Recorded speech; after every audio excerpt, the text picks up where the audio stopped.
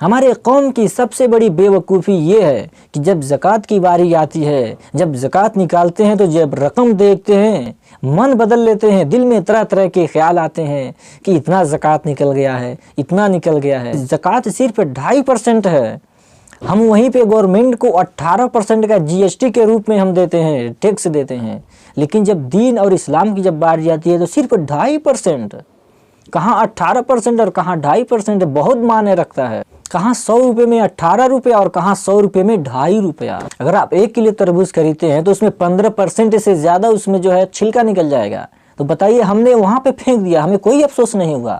ہم نے کوئی پھل فروٹ خریدا، ہم نے سبزیاں خریدی، آلو خریدتے ہیں، چھلکا اس کو اتارتے ہیں تب پکاتے ہیں اس کو، پیاز خریدتے ہیں، لہسن وغیرہ سب چھلکا، اگر سب ہم نے سب صحیح خریدا ہے۔ مثال لے لیجئے کہ ہم نے ایک مرغا خریدا، مرغا کو ہم نے خریدا وزن پہ تو ہم نے پورا کھڑا خریدا ہے، اس کا جو پنکھ وغیرہ ہوتا ہے، وجھڑی وغیرہ سب صحیح میں سمیت ہم نے خریدا ہے، اس کا بھی ہم نے پیسہ دیا ہے۔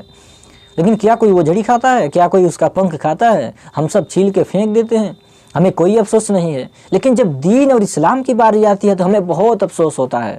مسلم قوم کی سب سے بڑی غلطی ہے، جب خدا سے جب مانگنے کی باری آتی ہے لاکھوں اور کروڑوں کی چاہت ہوتی ہے، لیکن جب راہ خدا میں خرچ کرنے کی باری آتی ہے تو جیب میں لوگ سکے تلاش کرتے ہیں، جیب میں لوگ کوائن تلاش کرتے ہیں۔ اس نے بھی راہ خدا میں کنجوسی کیا ہے، آج اس کا حال دیکھ لیجئے، فرعون کو، نمرود کو، شداد کو دیکھ لیجئے۔ حضرت علی فرماتے ہیں دولت خاک ہے، خاک کو سر پہ چڑھا کے مت رکھو، جس دن خاک سر پہ لگتا ہے اس دن آدمی قبر میں اتر جاتا ہے۔ اور حضرت ابوبکر صدیق اللہ رب کریم سے دعا اس طرح مانگا کرتے تھے کہ اے اللہ مجھے دولت سے نواز، دنیا کے دولتوں سے نواز، لیکن دنیا کی دولتوں سے محبت مت لگا، کیونکہ دنیا کی دولت سے اگر محبت لگے گی تو آدمی دنیا دار بن جائے گا۔ آدمی کے پاس اگر دولت ہے اور دولت سے محبت نہیں ہے تو یقیناً وہ راہ خدا میں وقف کرتا چلا جائے گا، صرف کرتا چلا جائے گا۔ تو یقیناً آپ اس بات کا دھیان رہے، زکوٰۃ نکالیے، صرف 2.5% کا زکوٰۃ ہے۔ جو ہم چیزیں خریدتے ہیں، رمضان شریف کا مہینہ ہے، ہم انار خریدتے ہیں، سیب وغیرہ سب چیزیں خرید کے افطار کرتے ہیں،